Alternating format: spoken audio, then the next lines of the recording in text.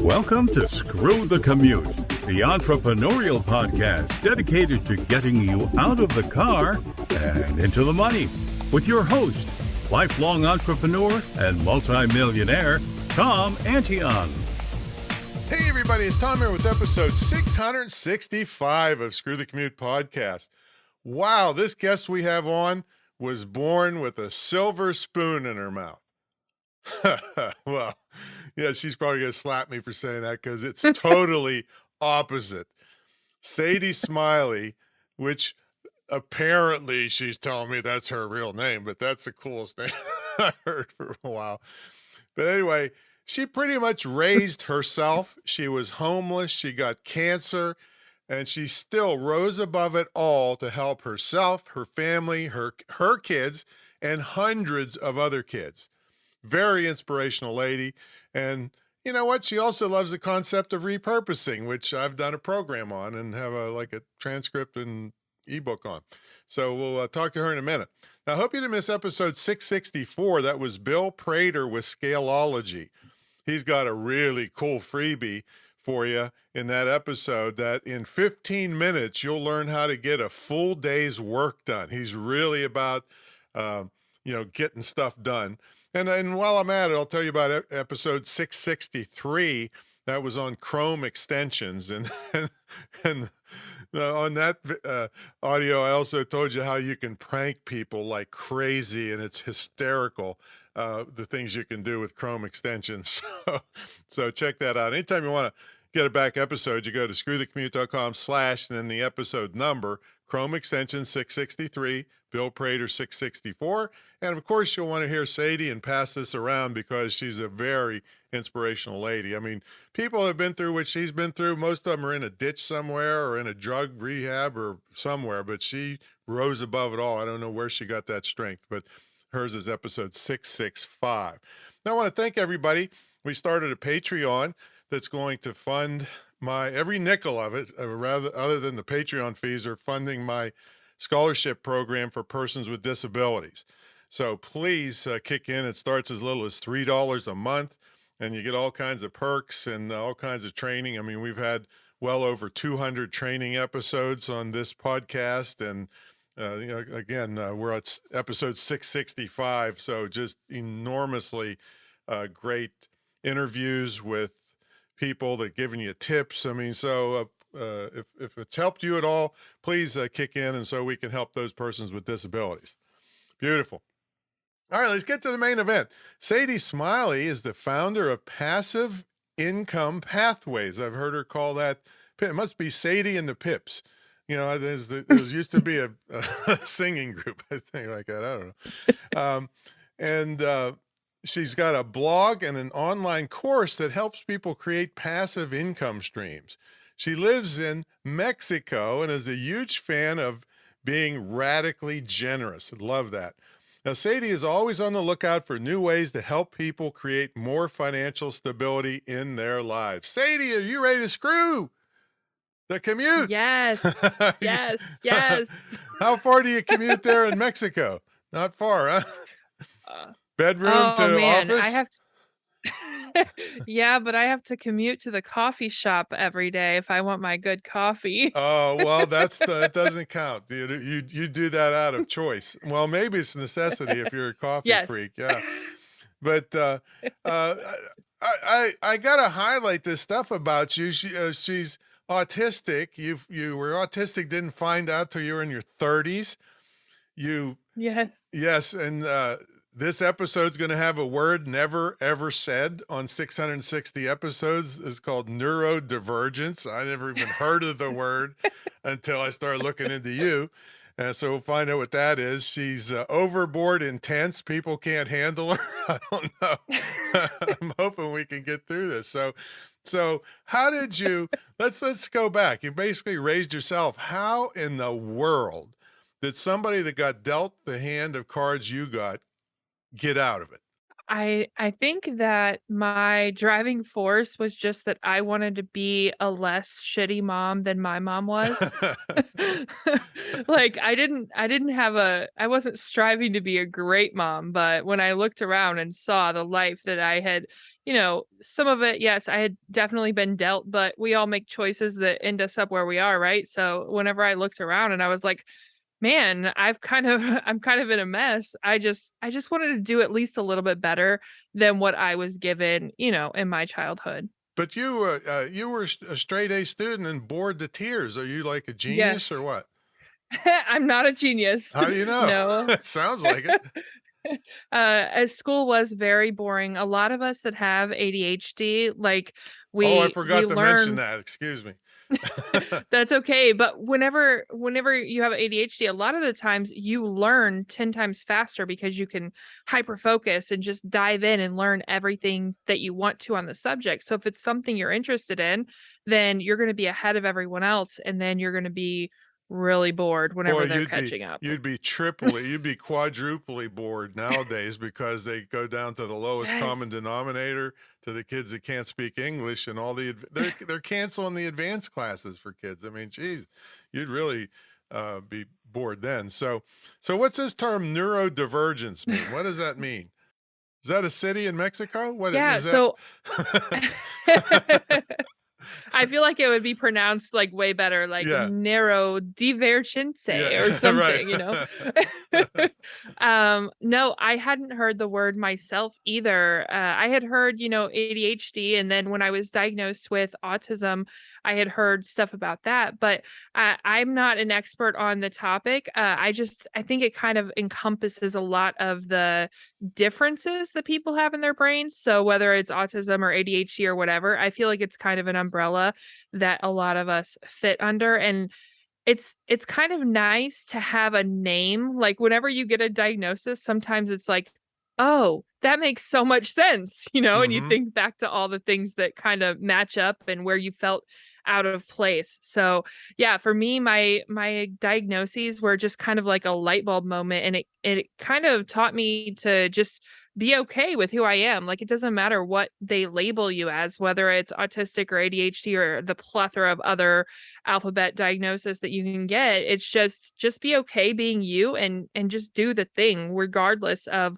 what might be working against you, and kind of turn those differences into superpowers and things that work really well for you. Now, you write about now that's great advice for sure. Now you write about working from home and Mhm. homeschooling. So did you find out that you were autistic because your kids were autistic? Is that how that worked? Yeah.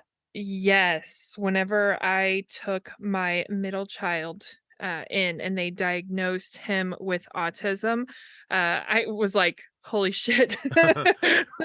Like, oh, that's what it is. So then I went through, talked to them about me and yeah, what we have, like how we act and how we think and all of that apparently falls under the autism umbrella. Well, and you homeschooled them, right? I did, off and on, and then my, youngest daughter, she was getting into trouble at school, so I yanked her home to get her on, a better track because there were, like, 30 kids in the classroom, so the teachers couldn't really keep up with all of the kids, and mine, she was being extra, so we brought her home to homeschool her, and now she's actually graduating 2 years early, so that's kinda cool. Oh, We kinda got, like, a cheat code there and I didn't have to have deal with all that. I have never met a homeschool kid that wasn't the greatest kid I ever saw. I don't have kids myself, but I, see a lot of them. And yeah, it's wonderful because they can learn. But weren't you getting in trouble at school? Oh, yeah. I Yeah, I yeah. So like definitely mommy, like daughter. There you go. Yeah. so but I can imagine that homeschooling session if both of you were bouncing off the walls and uh, but anyway, it worked, right? That's the whole thing about you. You say, hey, it doesn't really matter. I'm going to dive in and make it work. And that's what so many people lack nowadays. They're afraid to do stuff, and you're not. You're all hustle, no bullshit, right? Yes. That's your moniker. Yes, it is. Now, it's been said that, and I quote, I'm too much for people. Like, does that mean Yes. you're better for animals or for aliens? What does that mean exactly? Dogs seem to like me a lot more than humans do. Okay. Um, but I don't always say the right things. Like, even when we're talking about this topic of autism, I'm sure somebody out there is gonna be pissed off about how I described it. Oh, I have an And so autism expert as one of my students. Yeah, she's gonna flip out probably. Uh, yeah, so it's like just the things that I say and the way that I say it, the way that I view the world is the way like those things come out of my mouth. So sometimes that's upsetting to people, sometimes it's surprising. And then the best part is when my people find me and I say like some crazy shit and they're like, "Oh, you're my person." And then, I know that I'm not too much for everyone, just certain people. well, yeah, and you do things, quote, the Sadie way, right? When'd you come up with that? Yes. I've been doing this for a long time. I've been blogging for 15 years, coaching for about 3 years, and everyone has, like, a framework and this and that, and it's all so special, and I was like, "I don't have a framework, I just do it my way." So I just started telling people, "This is just the Sadie way, like, try it and see if it works for you, see if you like it and enjoy it," and it goes against what most other, quote unquote gurus, coaches, etc. Everything I do is pretty much the opposite of what they do. So some people don't like that. So I just started calling it the Sadie way because then if they don't like it, I'm like, okay, then go do it the Paula way or the, whoever way, make up your own way to do it. Yeah, that's exactly right. You got to be you. Now, I was thinking if I ever hired you, I think I'd hire you to do, Mhm. oh, maybe 10 Pinterest graphics a day for me. Mhm. And you would say, "Screw you, Tom. I hate Pinterest graphics." So tell them about the trade deal you did with somebody that makes a lot of sense. Oh yeah, I do hate making Pinterest graphics, but I love writing blog posts. So one of my VIP clients, she hates writing blog posts and loves making Pinterest graphics. So we just swapped and, kind of trade our services to each other so we can both be doing what we like because whether you have ADHD or not, like it doesn't matter if you're doing something that makes you miserable, which obviously screw the commute. You guys are used to this, right? But if you're doing something that makes you miserable, like that's just not any way to live. So figure out a way to do what you like and make money with it, you know? Yeah, and but it's a great tip because you get so many people that are saying, "Oh, I can't afford to hire this out or do this," but Mm, they're probably good at something that they like, and you can make yes. that deal. That's a really great way to move people forward. Now, I want to tell people a little bit more about you. This is a quote I got from somewhere.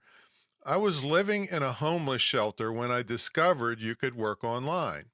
Since then, I've bought Mhm. 2 houses with my money, nobody else's, gotten a Mhm. divorce from an asshole, fought cancer, got married to my soulmate, and my babies grew into teens and adults. Now, tell us about that moment in the homeless shelter when you made this revelation that you could be something bigger. Yeah, there were probably about 15 of us there, and it was a homeless shelter, but it was specifically a maternity shelter, domestic violence shelter. So it was all women that were pregnant, and then they almost all had kids as well. And I was one of the younger ones there. I was 21. Um, I was pregnant, and I had already had 2 kids. So I was seeing these other women that were older than me, and their kids were older, and their kids were having to get, like, picked up on the bus from a homeless shelter, and I felt like that would be really embarrassing to have to do, and so in that moment, when I saw that, I was like, "Oh, man, I can't do that to my kids." Like, obviously, no shade to those women, they were doing what they Right. could, they were doing they were just trying to survive, but for me, I was like, "I'm not that old yet, like, I'm 21, I can fix this, I can change it." So when they were, you know, looking online for jobs that paid $7 an hour or going online and, instead of looking for jobs, setting up dating profiles, those kind of things, um, I knew that I couldn't afford to live on $7 an hour, so I started doing little tasks online, and one of the things I ended up doing was they would pay me to create their dating profiles. Okay. So I would write them, like, I was a really good writer just naturally, and so I would write their profiles out to where it would, increase their chances of getting a date with a guy that had money so they could get out of their Right, situation, I right. guess, I don't know.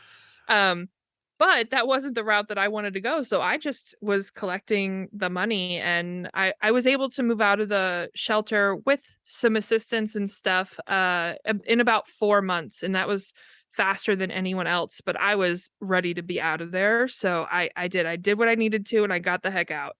All right, so you got out of there in 4 months, but another thing I read about you Yep. is something that I want you to tell us about.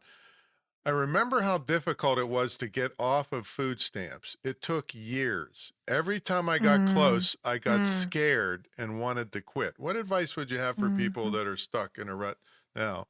Yeah, man, getting off of food stamps is probably one of the hardest things I've ever done because as soon as you start to make a little bit of money, they start to cut your assistance in every way possible. So it's like the money you're making just goes to replace the assistance that you were getting. So you can't get anywhere. You're barely treading water. And at the same time, you're having to work 40 hours a week to do it. And why would you work 40 hours a week if you can not work 40 hours a week and get $700 in food stamps and, insurance benefits and all of these things. So me having to go from that transition, that was really, yeah, that I was can really see now. Yeah, difficult. I can And see I now think, that you put it that way. I mean, it's just like your term treading water was right. And you quit yeah. treading for a second and all of a sudden you drown. Yeah, exactly. So whenever you are in that type of position, like at least for me, I had to make a huge jump. So I had to go from being broke to making, $60,000 a year to be able to afford insurance for my kids, to be able to afford our house, living, all of that stuff. So I had to make a huge jump and that's really difficult to do. So I worked like 15 hours a day on my business to be able to get to six figures. I hit my first six figures in 2016, which was exactly 10 years after I had been homeless. Um, and I didn't know what the hell I was doing, by the way. That six figures did not do anything for me. I was spending it as quick as I was making it because I didn't know what the hell I was doing. Um, but I made that's how I did it. I made the leap to where I just worked like 24/7 and was able to make enough money to tell the food stamps people to go screw themselves, that I didn't need their crap anymore because they treat you like crap while you're getting the help and make you feel like less than a human anyway. So I was like ready to just give them the middle finger. And I was so, so happy when I was able to. Yeah, and there's a trait that you have. I'm not sure where it came from, but yeah, no, it's a good trait. I mean, I really related to you because I have a lot of the same traits. I didn't have a lot of the same cards that you were dealt, but when Mhm. oh, here's what it says. It says when I'm interested in something, I dive in and I don't come up for air until I'm an expert. All right, and that's the way I do. I'm learning. Yep. I mean, at this point in my life, I could have quit 20 some years ago, but I'm learning. I learned how to fell trees and without killing myself. I'm learning how to rebuild carburetors on the side. I don't have to do any of this stuff, Yes. but it's just a Yes. drive that's in me to continuous learning. In the Japanese, they call it kaizen, continuous improvement and learning.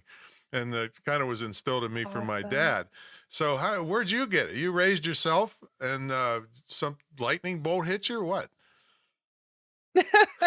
Yeah, I think it's one of those things where sometimes when you're raised by a certain type of parent, you do the exact opposite, like you Mm-hmm. flip a complete 180. And so for me, like, yeah, both my parents were alcoholics. Like, I was raising myself and my brother from like since I can remember. So for me, it was just like, this is a bunch of bullshit. I don't want to do this. This isn't the life that I want to live. So I just obsessively still to this day, like, I could stop working and just kind of chill, but still to this day, obsessively learning new things, and I always monetize what I learn. Like, anytime I learn Yep. something, I'm like, "Oh, I could sell a guide, I could sell a course, I could make a website." So here I am with 15 websites with different topics. Yeah, well, I know that feeling. I mean, I've been teaching for over 20 years.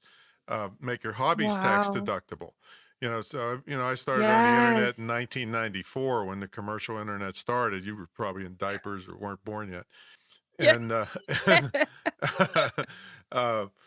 and then I have Fatso Tennis site. I have a protection dog site, so I make my hobbies tax deductible. And that way I can enjoy Yes. them without guilt because I'm making money on while I'm doing it. So now let's see. I absolutely love that. Yeah, yeah. I mean, and not only for me personally, but what I teach people is their family interests. Everything is expensive, camping or Yeah. whatever, the kids' soccer, all of that stuff with a simple WordPress site with a responsive theme.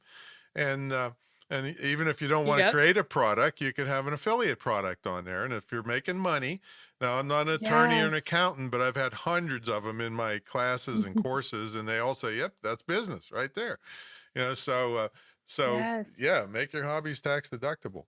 I've never heard anybody teach that, Tom, and Hmm. that's what I do. I've never, Yeah, talked you're about it doing from it. that Yeah. angle, but yeah, that's like a light bulb moment for me because I just like 2 weeks ago, told my husband, I said, "Hey babe, I'm setting up a fishing website so we can deduct all this shit that you're buying for fishing," because Right. he's been going fishing all the Yeah, time. I'm like, exactly. "Okay, we have a fishing blog now." Hey, do they have pongas down there? That's a type of boat? Yes. Yeah, I love pongas. Yeah, Yes. they're like supposed to be unsinkable um yeah, but someday I'll tell you the stories of me and Cabo San Lucas. But they're just crazy. Yes. Um yeah, so you live in the Baja Peninsula, right? I do, yes. Yeah, yeah. And what made that decision? How was it? Was you married to the new guy by the way, the new guy, when I say that, is a really nice guy Mm. apparently, because I heard the story of how when you were freaking out on going to the grocery store, you'd really freak out at the prices now. You'd have to stay in the closet for forever. Oh. But you had a story of how you were freaking out at the grocery store. You went home and laid down in the closet, and he came and was so sweet to you, right? Yeah, I thought he was gonna freak out and think I was a weirdo because, I mean, you kind of Well, are a hey, weirdo. hey, Sadie, I don't mean to hurt your feelings, but you are a weirdo. So am I, Right. and that's why we're successful. Yes.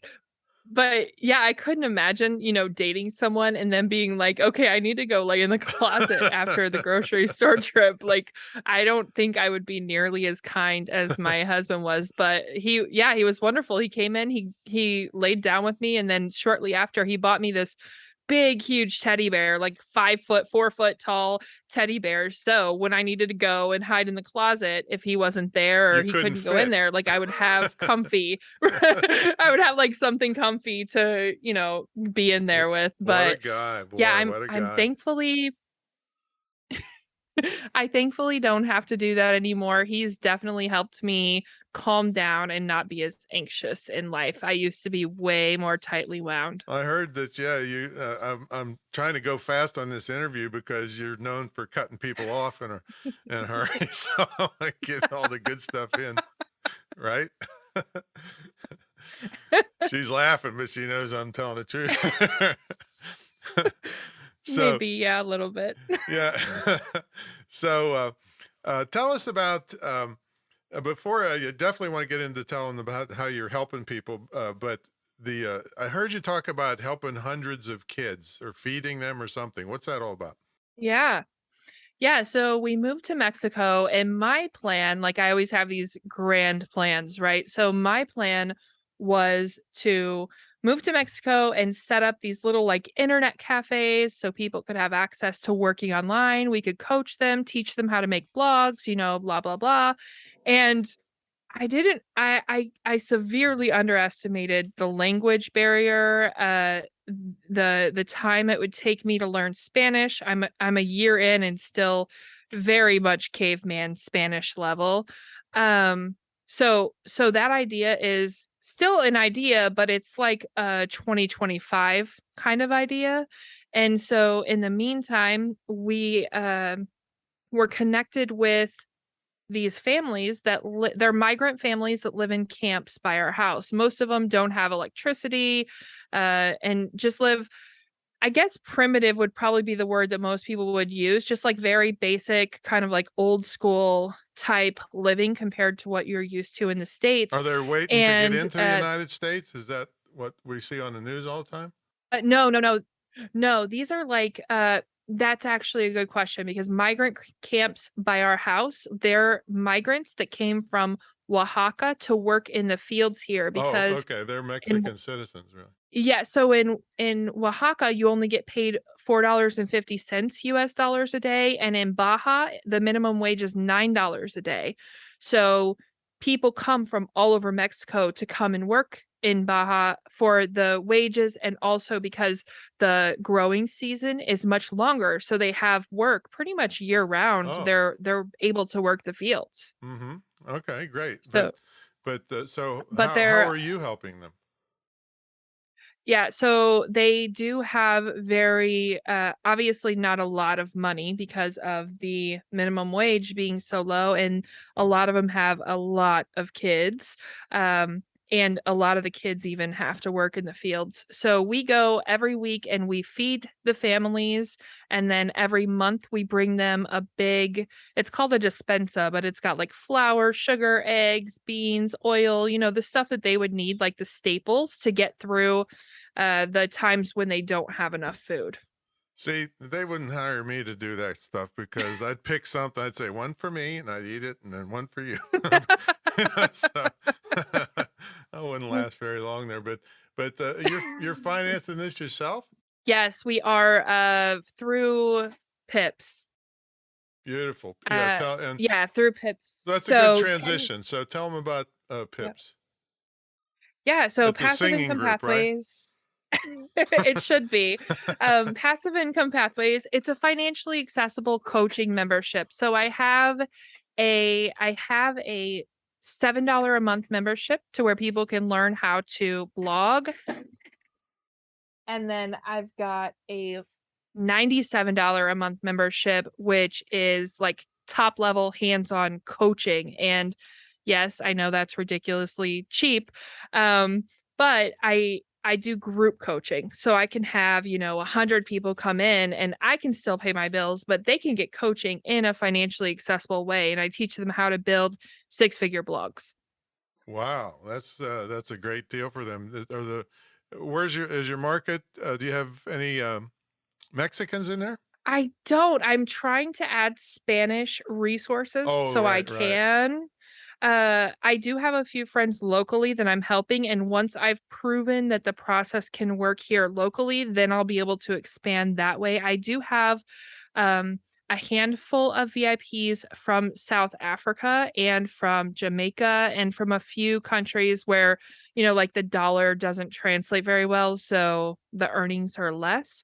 So I do have several people from those countries, and they're doing really well. They're working hard, even though they have a lot more obstacles than we do. People in the US, they don't understand how easy they have it for working online. People in Jamaica, they have to figure out how they can accept payments. People in South Africa are dealing with load shedding and only having access to electric and internet like 5 hours a day. Is one of my students only has electricity and internet 5 hours a day, and she's still showing up and doing the thing. Wow, wow. See, those people are going to make it because they're used to not having everything handed to them. They have to work for it, and that's one of the main traits of the people in my programs.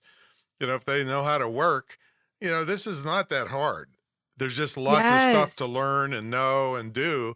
And a lot of them just say, "Oh, I want to get rich online," but then they won't do the work. And so Yep. these people that grew up learning how to work and suffer and scratch and crawl Mhm. will be the ones that make it. Yeah, and they'll be hiring these idiots that won't. So Yes, they're very inspiring to me because as you know, I'm like a no bullshit, all hustle like mentality kind of thing. I don't think that people should have to hustle 24/7. I ditched that a while ago, but I still have that like hustle mentality that nothing is going to get in my way. Like if there's a barrier, if there's an obstacle, if I can't go through it, I'm going to go around it, I'm going to go over it, I'm going to climb under it. Like I'm going to get through.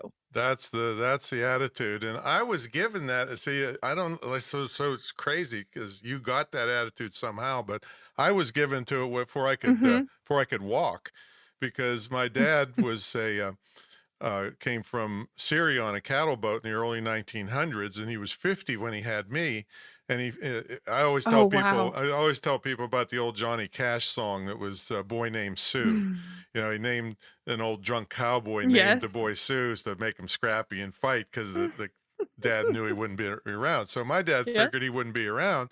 So from the time I could crawl, he would put pillows in front of me and put my toys on the other side to teach me how to Oh, overcome wow. obstacles. You know, he only went to the second grade, but he was the smartest guy I knew. That's And so smart. yeah, and so it's same thing. Yeah. If you know, I won't step anybody or cheat anybody to get where I'm going. But if you tell me I can't do something, you better get out of the way as I blow by doing it. Yep. And when somebody tells you they can't do something, what it means is they can't do it. That has nothing to do with you. Yep. Yep. Well, we got to take a brief sponsor break. When we come back, we'll ask Sadie what a typical day looks like for her. And she's going to tell us she's got a nice freebie to give you that I think you'll want to jump on. So hang in there. So, folks, I don't know, about 25 years ago, I kind of turned the internet marketing guru world on its head, and that people at my level were charging 50 or $100,000 to teach you what they knew. And I knew a lot of these people. They'd be hiding out in Mexico. If you gave them 50 grand, you'd never see them again. So I said, that's too risky for people. So I said, I'm going to flip this. So I turned it on its head in that I charged like 10% of that as an entry fee. And then for me to get my 50,000, you had to net 200,000. So people kind of like this idea, and 1,800 plus students later, I think we're over 1,800 now. It's still going strong, and it's the longest running, most successful, most unique internet and digital marketing program ever. I triple dare anybody to put theirs up against mine, because I'm a crazy fanatic. And I actually accidentally threw a teleclass on Thanksgiving because I didn't notice it was Thanksgiving. That's really pitiful. I know, but it's good to have a fanatic on your side. So you get an immersion weekend in this great internet marketing retreat center in Virginia Beach. We have a TV studio here. We shoot your marketing videos for you, and it's all one-on-one. Sadie likes group, so she can keep it very, very cost effective. But I am one-on-one with myself and my entire staff, so that I don't have to lump you in with anybody more experienced or less experienced. And you have unlimited by appointment consultation. So, and you also get a scholarship to my school, which is the only licensed, dedicated internet and digital marketing school in the country, probably the world.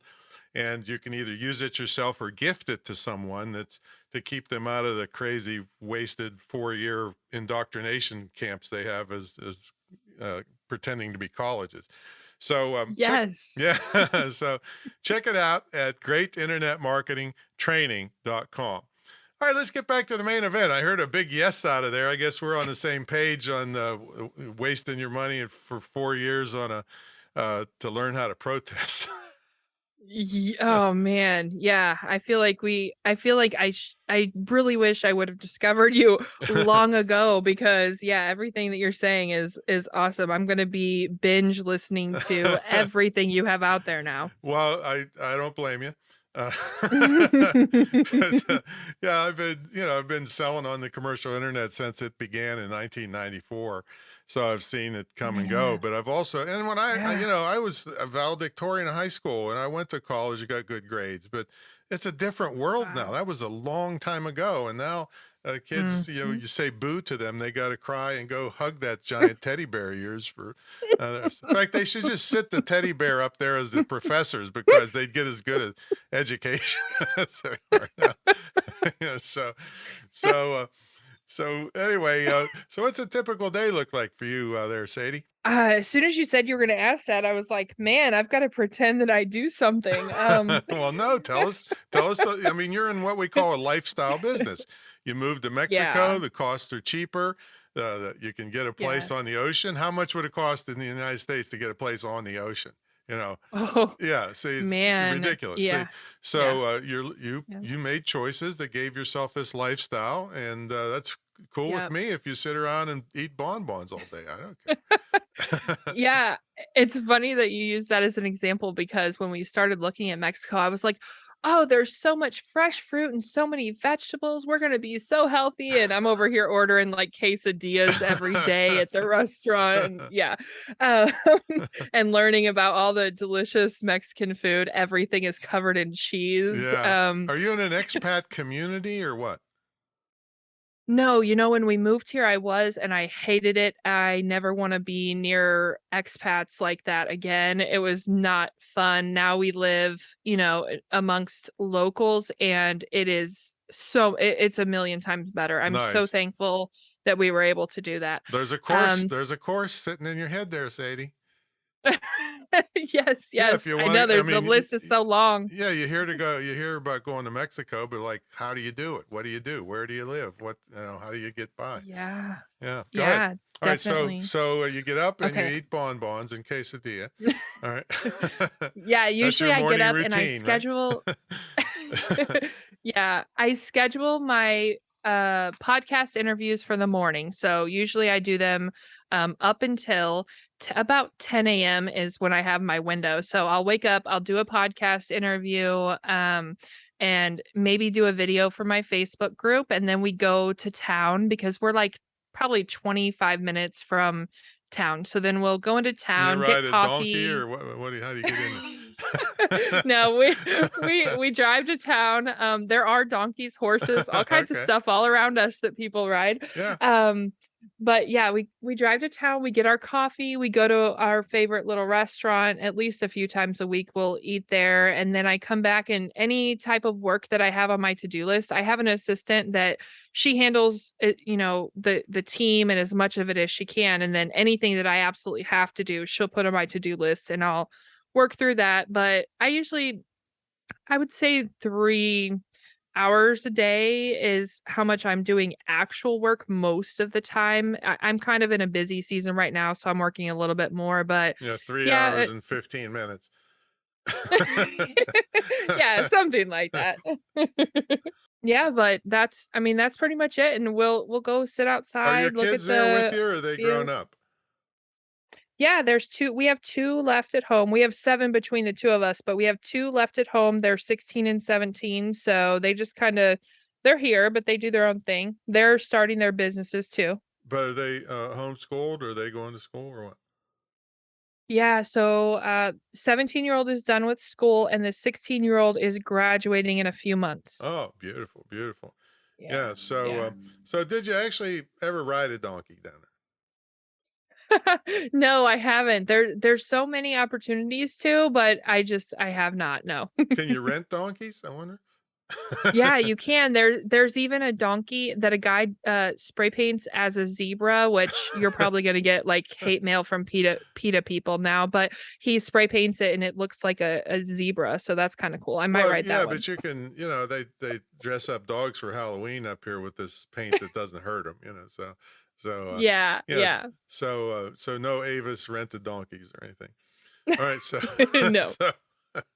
so so tell them about this freebie you have for them. Yeah, so I have a freebie that talks about different ways to make money online. So it can be active income, it can be passive income, and it just kind of gives you a little bit of insight as to how we do business, my husband and I, how we do business.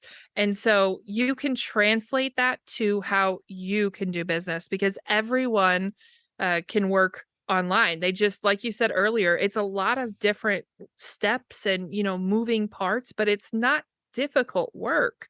It's not. You've just got to do the thing and you've got to decide every day that you're going to get up and do that work until it starts paying your bills instead of doing whatever else you're doing like binge watching 87,000 Right. episodes on Netflix.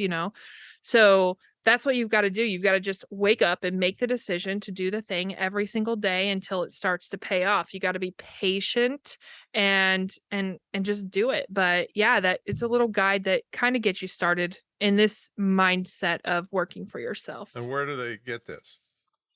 sadiesmiley.com/freebie. Okay, so it's Mm-hmm. SADIESMILEY.com. And what was the other part? Freebie. Oh, /freebie. Okay.